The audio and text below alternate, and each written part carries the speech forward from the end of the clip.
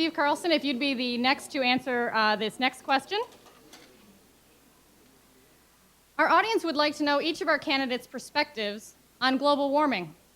Should the United States and other governments of the world pass legislation to reduce global warming? I don't think there should be legislation specifically targeted to global warming. We've already talked here about ways that we need to increase energy independence so that we conserve and like I said, redesign and lead the world in efficiency of both consumption and production of energy. If you're talking about cap and trade, I mean, what else has really been out there? Cap and trade is not going to, I would not support cap and trade. I think it's inefficient manipulation of market forces. I don't think that has helped Europe much. One of the questions is how much has man actually caused this global warming? Everybody can see there's global warming. And there are issues, as Teresa has pointed out, that other countries are not necessarily going to be bound. I do think there's going to be more buy-in by countries like China once they see how they can benefit, and we can reach some treaties which can reduce it. But I don't think legislation would be good. Thank you. Betty McCollum, if you'd be the next to answer the question. Our audience wants to know all of our candidates' perspectives on global warming, and should the United States and other governments of the world pass legislation to reduce it? I think our government should be involved in setting goals, showing leadership in this issue. Our military is concerned about global warming. They see with what is happening that there's going to be more conflict in the world. They're actually drawing up plans on how to respond on that. It is a very serious threat to our national security. It's a threat to our viability for life on this planet, and we need to take control of this. We should be the leaders. We should be the first in innovation, the first in research, the first in finding ways in which to reduce consumption. And I was pleased to be at 3M today where they had corporations from all across the country that were there working, setting targeted goals of reducing consumption and conserving energy.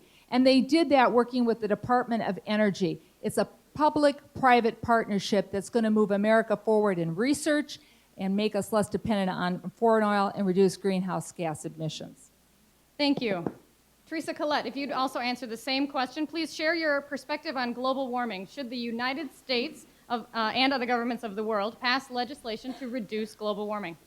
Well, I certainly support any private initiatives within industry that they believe will be both cost efficient and effective. And whether they choose to partner with government, I think, is a decision that those individuals and those companies have to make. What I do not support, unlike Congresswoman McCollum, is cap and trade. Because the simple fact is that we've seen China and India both publicly announce that they will not enact similar legislation. And to the extent that global warming is a global problem, all we're doing is handcuffing our own industry and allowing China and India to continue with their practices.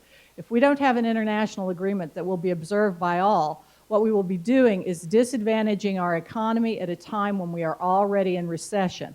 This legislation is not good legislation, and I would vote against it if I'm sent to Congress. Thank you. Steve Carlson I'm sorry, please hold your applause. We're almost out of time this evening. Steve Carlson has indicated interest in a 30-second rebuttal.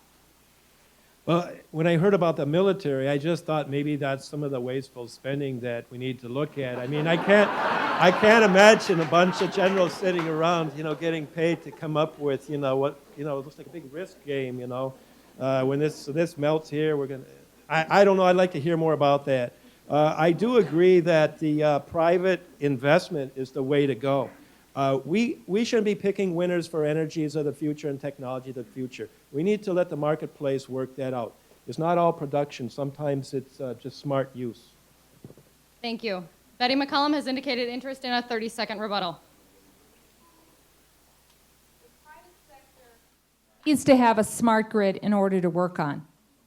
Each state can't develop its own smart grid. There needs to be federal partnerships with states, local units of government, and with business in order to move forward.